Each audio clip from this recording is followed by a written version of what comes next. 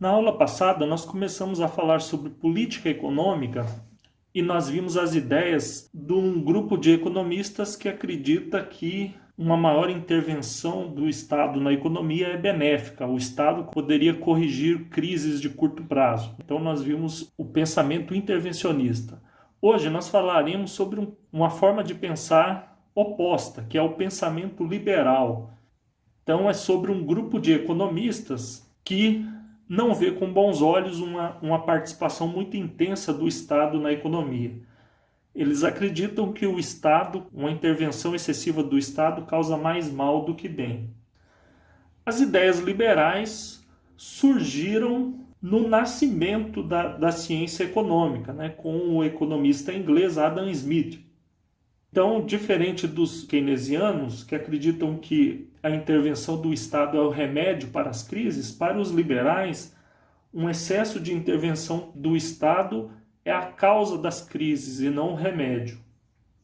O pensamento liberal surgiu lá no final do século XVIII e aí, a partir dos anos 1940, o pensamento keynesiano passa a ser o pensamento dominante entre os economistas, entre os governos, e nos anos 1940 a 1960 há um aumento significativo da participação do Estado na economia, devido a essa crença de que o Estado poderia estimular o emprego, estimular a produção da economia, resolver as crises econômicas.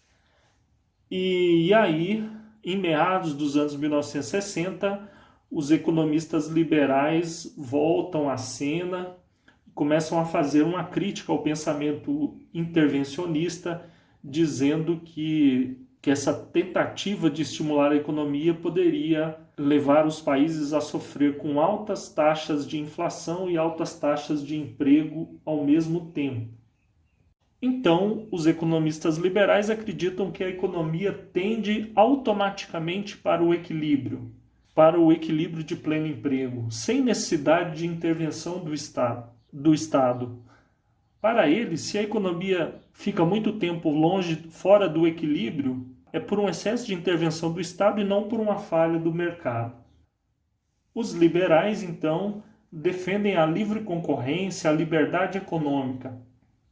Eles acreditam que se as pessoas forem deixadas livres para buscar o seu próprio interesse, no final das contas, o máximo bem-estar social será alcançado, O nível de bem-estar alcançado será maior do que no caso em que o Estado intervém e tenta manipular os resultados. Os liberais focam na oferta agregada. Para eles, o que importa é a oferta agregada. A oferta, a produção é que gera a renda e a renda gera a demanda necessária para comprar a própria produção. Então é a oferta que gera a demanda, diferente dos keynesianos que acreditam que é a demanda que puxa a oferta. Para eles, pequenas flutuações na produção e no emprego no curto prazo estão ligados a fatores relacionados à oferta. Então pode ser que a produção diminua por conta de geadas muito intensas, estiagens, ou que a produção cresça pela descoberta de uma nova fonte de matéria-prima, como novos poços de petróleo. A descoberta de novas tecnologias pode estimular o crescimento econômico. Períodos em que a inovação tecnológica não é tão grande, a economia cresce menos. Ainda assim, essas flutuações seriam pequenas. E as grandes flutuações econômicas, as grandes crises, seriam causadas pelo excesso de intervenção do Estado. Seria uma consequência da excessiva intervenção do Estado, tentando estimular a produção, tentando estimular o emprego.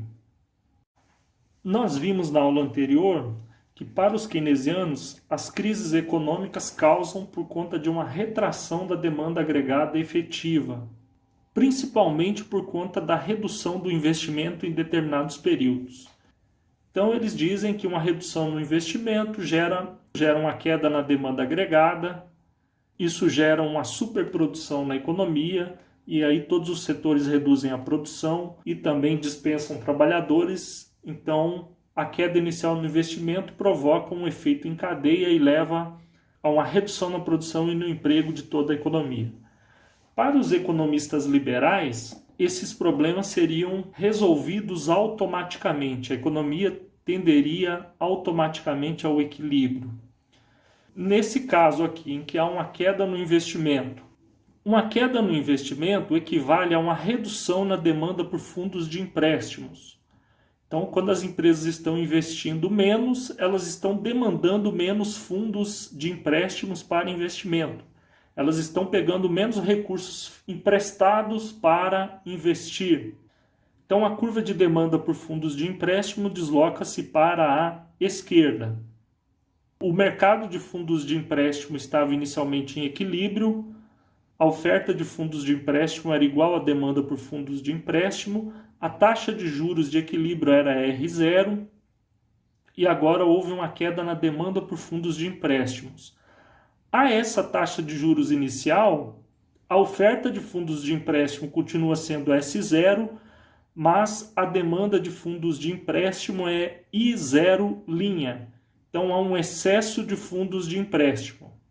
Como consequência desse excesso de fundos de empréstimo, a taxa de juros deve cair, né? Haverá uma concorrência entre os bancos para conseguir clientes e isso fará com que a taxa de juros caia. Quando a taxa de juros cai, o investimento aumenta de I0' para I1. E, ao mesmo tempo, a quantidade de ofertada de fundos de empréstimo, a poupança da economia, diminui um pouco com a queda nos juros, de S0 para S1. Então, atinge-se um novo equilíbrio no mercado de fundos de empréstimo com a queda na taxa de juros. E essa queda na taxa de juros é suficiente para restabelecer o equilíbrio macroeconômico. Com a queda nos juros, o investimento aumenta um pouco e com a queda na poupança, o consumo das famílias aumenta, uma vez que a renda das famílias é dividida entre consumo e poupança. Se a poupança diminui, o consumo aumenta. Então, o consumo aumentará na mesma magnitude da redução na poupança. E aí, o aumento do consumo igual a essa distância, mais o aumento no investimento igual a essa distância, é equivalente à queda inicial no investimento. Então, a queda nos juros restabelece o nível da demanda agregada, né? Então, há inicialmente uma queda no investimento que é compensada por um pequeno aumento no investimento e também um aumento no consumo das famílias. Se isso não é suficiente para restabelecer o equilíbrio, de acordo com os liberais, é porque o Estado interfere na determinação dos juros, e aí os juros não caem o suficiente para equilibrar os mercados de fundos de empréstimo.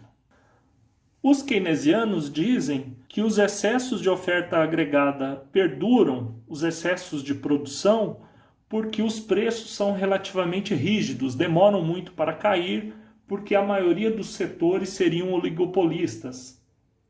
Para os liberais, ainda que alguns setores sejam oligopolistas, muitos setores são concorrenciais, muitos setores são competitivos, e nesses setores os preços variam rapidamente para equilibrar a demanda e a oferta. E mesmo nos setores que são oligopolistas, se as empresas não reduzirem os preços, elas vão acumulando estoques e também chega um momento que a empresa precisa de receita para pagar os seus custos. Então, mais cedo ou mais tarde, elas acabarão tendo que reduzir os preços para conseguir alguma receita. Então, ainda que a existência de oligopólios dificulte a redução de parte dos preços da economia, os preços não podem permanecer rígidos por muito tempo. Mais cedo ou mais tarde, os preços terão que cair para igualar demanda agregada e oferta agregada, né? A variação nos preços tornará a demanda agregada igual à oferta agregada. Logicamente que a existência de alguns preços não tão flexíveis pode fazer com que esse tempo demore um pouco, mas ele não pode demorar para sempre. Os liberais também acreditam que variações nos salários tornam a oferta de trabalho igual à demanda por trabalho. Para os keynesianos, os salários são rígidos para baixo. As empresas têm dificuldade de reduzir salários em períodos de crise por conta da lei do salário mínimo, por conta da legislação trabalhista, dos acordos salariais, da força dos sindicatos. Para os liberais, isso é realmente um empecilho para restabelecer o equilíbrio no mercado de trabalho, mas ainda assim a economia acaba dando o seu jeito. A legislação trabalhista dificulta a redução dos salários, dos trabalhadores que estão no setor formal, mas a legislação trabalhista não pode fazer nada no caso dos trabalhadores que trabalham informalmente.